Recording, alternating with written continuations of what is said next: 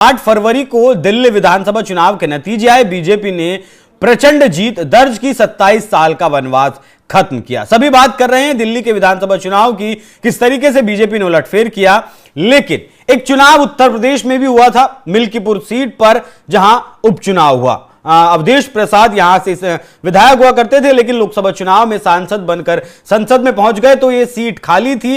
हालांकि विधानसभा उपचुनाव इस पर पहले ही होना था, लेकिन कुछ कानूनी दांवपेच के चलते यह उपचुनाव लेट हुआ। दिल्ली विधानसभा चुनाव के साथ हुआ। अवधेश प्रसाद ने अपने बेटे अजीत प्रसाद को यहां से मैदान में उतारा था, जातीय समीकरणों को देखते हुए मैदान में उतारा था। लेकिन वो भूल गए कि सामने योगी आदित्यनाथ है, जो हर एक सीट, वो चुनाव बड़ा हो या छोटा हो, माइक्रो मैनेजमेंट करते हैं। और खासकर जब उनका उत्तर प्रदेश का चुनाव वो साख दांव पर लगी हो।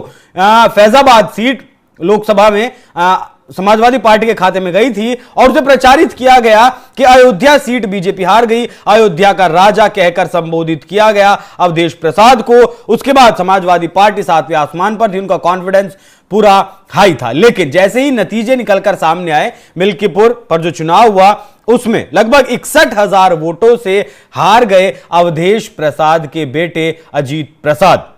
जिसके बाद अवधेश प्रसाद बौखलाए हुए हैं, ठीक वैसे जिस तरीके से अखिलेश यादव चुनाव में लूट का, वोटों की लूट का, गलत तरीके से धांधली का चुनाव आयोग पर आरोप लगाते हैं। हालांकि चुनाव आयोग का एक बैनर भी अखिलेश यादव ने अपने समर्थकों के साथ जिस तरीके से किसी मृतक के ऊपर जिस तरीके से निकालते हैं, विसर्जन वगैरह करते हैं, इस तरीके से अखिलेश यादव ने सांकेतिक तरीके से करने की कोशिश की। लेकिन अवधेश प्रसाद ने एक बड़ा बयान दे दिया। अवधेश प्रसाद ने कह दिया कि इस विधानसभा चुनाव में 80 से 85,000 फर्जी वोट डाले गए हैं। चुनाव में जो अधिकारी लगे थे, जो पुलिस प्रशासन लगा था, चुनाव आयोग के जो अधिकारी लगे थे, उन पर इस हार का ठीकरा फोड़ दिया। मतलब खुद की जिम्मेदारी नहीं मानी कि कहीं ना कहीं कमी रही होगी जिससे कि चुनाव हार गए। तो क्या किसी एक विधानसभा चुनाव में 80 से 85,000 वोट फर्जी डाले जा सकते हैं? अवधेश प्रसाद ने क्या कुछ कहा वो भी मैं आपको बताता हूं कि अवधेश प्रसाद किस तरीके से बौखलाए हुए हैं। अवधेश प्रसाद ने कहा कि वोट की जो लूट हुई है, ये लोकतंत्र की हत्या हुई है। चुनाव आयोग पता नहीं किस डर और दहशत में था, चुनाव आयोग लाचार दिखाई पड़ा। मैंने 50 साल के राजनीतिक जीवन में इतना मजबूर नहीं देखा। योगी बाबा ने यहां हार कर पुलिस और अधिकारियों को कह दिया था कि हमें अयोध्या में लगी कालिक को छुड़ाना है।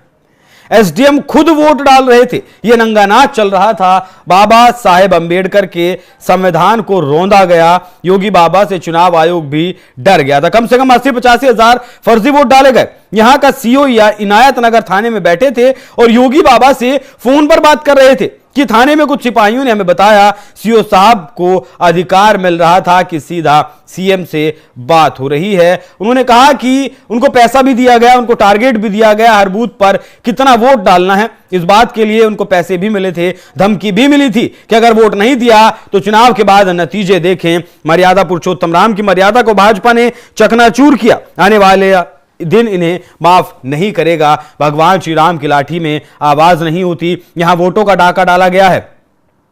जनता आज भी अजीत प्रसाद को ही विधायक मान रही है। यह बहुत बड़ा बयान अवधेश प्रसाद का आया है कि आज भी जनता मिल्कीपुर की वो अजीत प्रसाद को ही अपना विधायक मान रही है।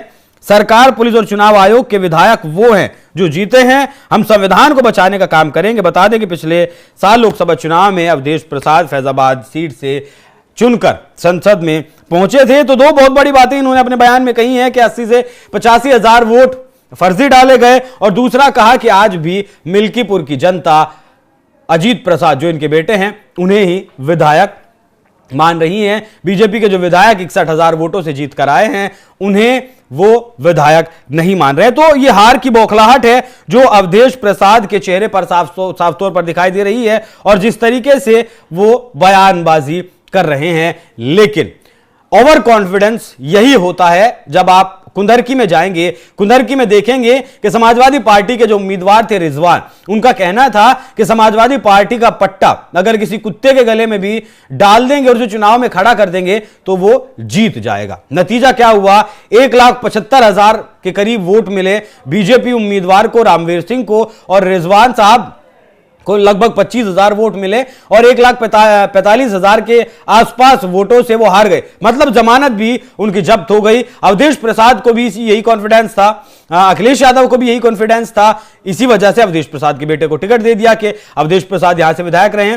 लेकिन जनता के बीच जाना होता है, जनता के बीच काम करना होता है। गलत नैरेटिव, गलत एजेंडा अगर आप फैलाएंगे, जिस तरीके से संविधान खत्म हो जाएगा और कानून बदल दिए जाएंगे, वो एक बार लोकसभा में चल गया, बार बार वो नहीं चलेगा। तो कुछ नया इन्हें भी और इनके नेता को भी लाने की जरूरत है, क्योंकि योगी आदित्यनाथ चुनाव की तैयारी बहुत जोर शोर से करते हैं और मिल्कीपुर की जो सारी जिम्मेदारी थी वो उन्होंने अपने कंधे पर उठाई हुई थी। मतलब उन्होंने अपनी साख से जोड़कर मिल्कीपुर को देखा था। एक सिर्फ विधानसभा के लिए अगर आपका एक मुख्यमंत्री अपनी साख को दांव पर लगा दे तो आप अंदाजा लगा लीजिए कि उसके लिए हर एक छोटा से छोटा चुनाव भी कितना जरूरी है। तो अवधेश प्रसाद की इस बौखलाहट पर क्या कुछ आपकी राय कमेंट कर में जरूर बताएं।